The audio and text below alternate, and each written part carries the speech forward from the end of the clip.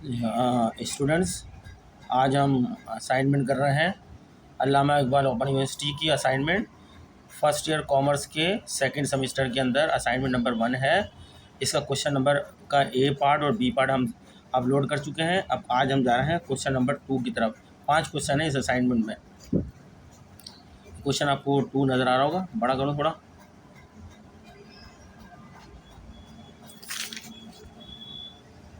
नज़र आ रहा है आपको ये क्वेश्चन नंबर 2। इसमें कहा गया डिफाइन द फॉलोइंग की टर्म।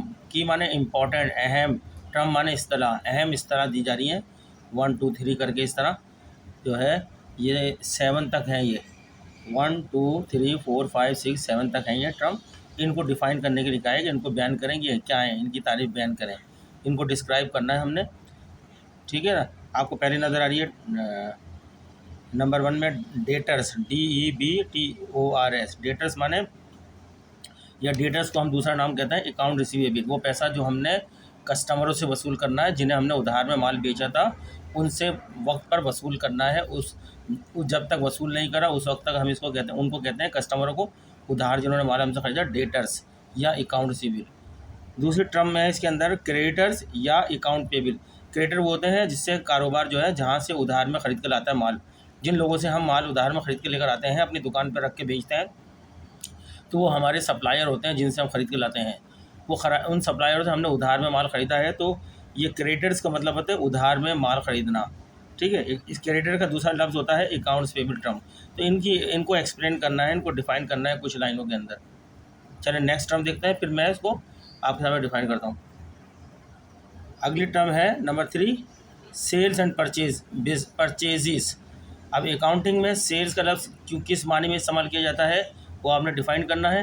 परचेज का लफ्ज़ किस माने में इस्तेमाल किया जाता है वो आपने डिफ़ाइन करना है। हमें पता है जो किसी भी कारोबार में जो ट्रेडिंग बिजनेस होता है, जो माल कहीं से माल ख़रीद के लेकर आते हैं और उसको अपने कारोबार में कुछ ज़्यादा कीमत पर बेचते हैं। वो जो हम माल ख़रीद के लाते हैं इस मकसद के लिए कि हम उसको अपनी शॉप पर कुछ ज़्यादा कीमत पर बेचेंगे, तो वो हमारी जो है मर्चेंडाइज़ होती है। और मर्चेंडाइज़ को जब हम ख़रीद के लाते हैं, जब तक वो बेचते नहीं हैं तो वो परचेज़ के नाम से रिकॉर्ड की जाती है अकाउंटिंग खाते में, और जब वो बिक जाती है तो उसको सेल्स के नाम से रिकॉर्ड की जाती है। यही हम डिफ़ाइन करेंगे इसके अंदर। ठीक है। तीसरे नंबर 4 में रिटर्न इन एंड आउटवर्ड। ठीक है। रिटर्न इन का मतलब है inward, and return outward. Return inward होता है जब हम परचेज़ करते हैं मर्चेंडाइज़ को, उधार में ख़रीदें या कैश में ख़रीदें, तो उसको ख़रीद में ख़रीदा, अगर उसमें कुछ डिफेक्ट होता है, ख़राब होता है, हम वापस कर देते हैं सप्लायर को। ठीक है ना। तो उसको रिटर्न इन कहते हैं। रिटर्न इन यानी हमारे पास लाने का।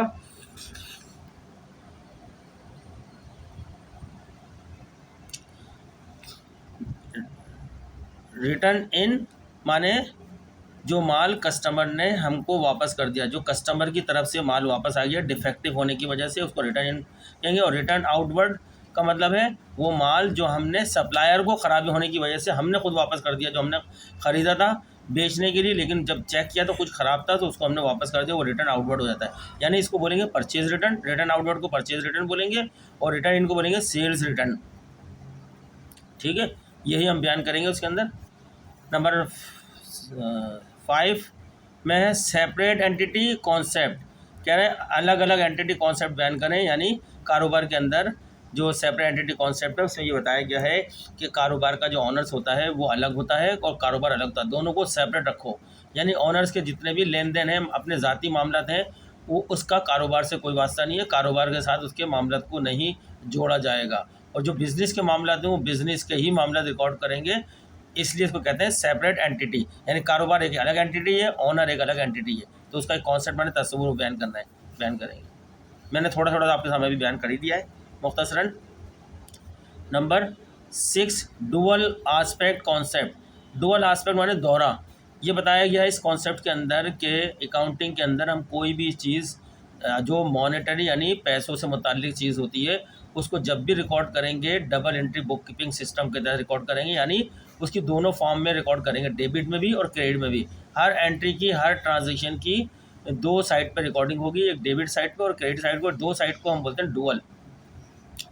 ठीक है। ये मैंने शॉर्ट में बता दिया है। फिर बिजनेस एंड प्रोप्राइटर, फिर इसके अंदर बताएंगे प्रोप्राइटर के बारे में कि प्रोप्राइटर कारोबार का मालिक होता है, और बिजनेस जो है मुख्तलिफ़ किस्म की ऑर्गेनाइजेशन होती हैं कारोबार की, और उसमें मलकियत भी अलग अलग तरीके से होती है। अगर सोल प्रोप्राइटरशिप है तो वहाँ पे एक और सोल ओनर होगा, अकेला ओनर होगा। अगर पार्टनरशिप है तो वहाँ ज़्यादा होंगे, एक से ज़्यादा पार्टनर होंगे। और अगर कॉरपोरेशन है या कंपनी है तो वहाँ शेयर होल्डर होंगे, मालिक, मुख्तलिफ नाम होंगे प्रोप्राइटर मालिकों के, मुख्तलिफ बिजनेस के ऑर्गेनाइजेशन के मुताबिक। ठीक है, ये हमने एक्सप्लेन करनी है। इसको मैंने वैसे शॉर्ट में आपके सामने एक्सप्लेन कर दिया है।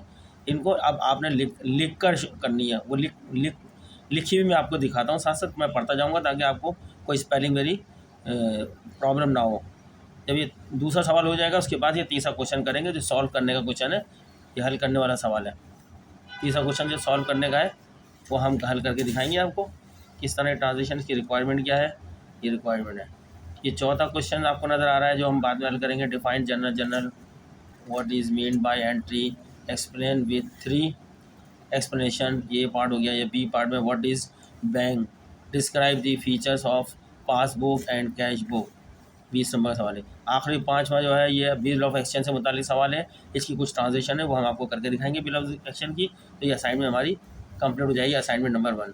ठीक है, अभी हम क्वेश्चन नंबर 2 की तरफ चलते हैं जो अभी मैंने पढ़ के सुना इसके सॉल्यूशन की तरफ। चलो स्टूडेंट, ये हमने क्वेश्चन जो अभी आपके साथ पढ़ा है लिख के भी दिखा दिया यहाँ पे आपको। डिफाइन द फॉलोइंग की टर्म्स, की माने इंपॉर्टेंट टर्म, इंपॉर्टेंट इस्तेलाहात जो नीचे दी गई है इनको डिफाइन करें। ये मैंने अभी आपको एक पूरी पढ़ के चाहिए, 1 2 3 4 5 6 7 तक है, ये अभी मैंने पढ़ दी थी। अब हम सॉल्यूशन तरफ चलते हैं। अब मैं तेज़ तेज़ आपको बताता जाऊँगा ताकि आप छापते जाएँ या लिखते जाएँ। ठीक है, पढ़ दूँगा मैं यहाँ पे। मैं यहाँ सिखाने नहीं बेटा, टर्म मैंने अभी थोड़ी सी एक्सप्लेन कर दिया आपकी आसानी के लिए। ये तो मैंने आपके सामने सिर्फ मैंने जवाब लिख दिया, टाइम बचाने के लिए आपके सामने रखना ताकि आप अपने असाइनमेंट बना लें। नंबर 1, पहली टर्म है डेटर्स ऑब्लिक अकाउंट्स रिसीवेबल, इसके बारे में लिखना है। Debtors comma also known as accounts receivable comma represent money OWED owed to a company by its customers, full stop. These are amounts that customers have purchased on credit and are expected to pay in the future, full stop. Account receivable are assets on a company's balance sheet. ठीक होगी। Number 2 terms, आप इसको देख के as it is same छाप दिए जाए। अगर लिख रहे हैं तो आप समझा तो रही नहीं हूँ मैंने थोड़ा अभी शुरू में शॉर्ट में ओवरव्यू दे दिया इसका कि क्या क्या होती हैं। नंबर 2, टर्म नंबर 2, क्रेडिटर्स या अकाउंट्स पेबल, नज़र आ रहा है आपको? पढ़ देता हूँ, आप देखते रहे, नज़र अभी आ रहा होगा आपको।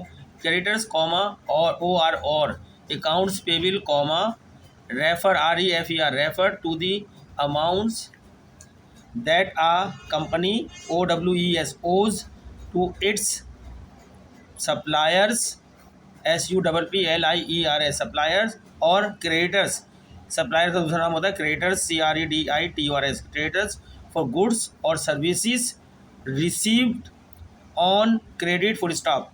Accounts payable represent a company's liabilities on the balance sheet. अभी थर्ड आपकी टर्म है, 7 टर्म्स दी गई हैं, उसमें तीसरी है, 2 मैंने बता दी अभी आपको। सेल्स एंड परचेजेज, अब सेल एंड परचेजेज को डिफाइन करते हैं। ठीक है, नज़र आ रहा है आपको? मैं पढ़ देता हूँ। सेल्स, पहले मैंने इसकी हेडिंग डाली सेल्स, पहले सेल को डिफाइन कर रहा हूँ, फिर परचेजेज को अलग। Sales are refer to revenue generated GENERATED generated by a company from selling SELLING selling goods or OR providing services to customers CUSTOMERS customer, full stop. Sales are reported on the income statement and are a key source SOURCE source of income for the business. अब हम purchase की heading डाली हमने बोलू में। Purchases क्या होती हैं इसको डिफाइन करते हैं। Purchases are the cost of acquiring ACQUIRING acquiring goods GOODS goods oblique सरेश जो होती है ऑब्लिक मर्चेंडाइज, गुड्स का ही नाम मर्चेंडाइज भी होता है। OR और services for a business, full stop. These are expenses and are also reported on the income statement. अब टर्म नंबर 4 है रिटर्न इन यानी इनवर्ड, जिसको सेल रिटर्न बोलते हैं, and outward and return outward यानी सेल परचेज रिटर्न बोलते हैं इसको, रिटर्न आउटवर्ड को परचेज रिटर्न बोलते हैं, रिटर्न इन को सेल रिटर्न बोलते हैं, इनको डिफाइन करते हैं। सही है, ये हेडिंग लिख लें आप भी। पहले मैंने रिटर्न इनवर्ड, इनवर्ड माने cell return, return inward bracket में लिखा है सेल रिटर्न, इसको सेल रिटर्न भी कहते हैं। अकर OCCURS occurs when a customer returns previously PREVIOUSLY previously purchased goods to the company full stop. This reduces REDUCES reduces the company's COMPANY company, फिर apostrophe ऊपर comma लगाया, फिर S revenue REVENU revenue full stop। अब return outward यानी purchase return बयान करते हैं। Return outward को हम परचेज रिटर्न भी कहते हैं, ब्रैकेट में लिखा है purchase return is when a company returns goods it previously bought BOUGST bought from a supplier full stop. This reduces the cost of goods sold, this reduces the cost of goods sold. चलिए नई term की तरफ चलते हैं। Term number 5 separate entity concept, इसको define करते हैं। The separate SEPARAT separate entity ENTITY, ये भी टी है, line line, entity ENTITY entity concept CONCEPT concept is a fundamental FUNDAMENTL fundamental accounting principle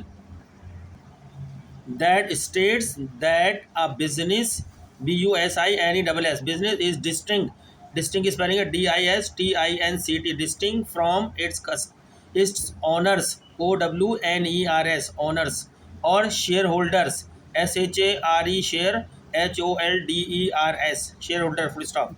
It means that business transactions and finances should be kept separate from the personal finances of the business owner। ठीक है, next term है हमारे पास number 6 dual aspect concept, पढ़ देता हूँ।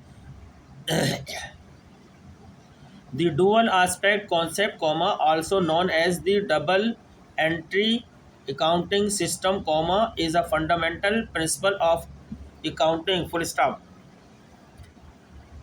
It states STATES state that every financial transaction has two aspects ASPECTS aspect, colon लगा दिया, दो नुक्ते, a debit and a credit full stop। For example, for every debit made MADE made in one account comma there must be an equal and opposite credit in another account full stop। This ensure ENSURES ensure that the accounting equation, ये accounting equation दी है bracket में, assets is equal to liabilities plus equity EQUITY equity bracket बंद, revenue in balance remain REMAINS remains in balance full stop। Last term क्या है इसकी 7 वाली, business and proprietor. Business in accounting comma business refer to the entity और organisation engage in commercial activities to generate revenue and profits full stop. It is consider a separate legal and financial entity, it is consider a separate legal and financial entity full stop.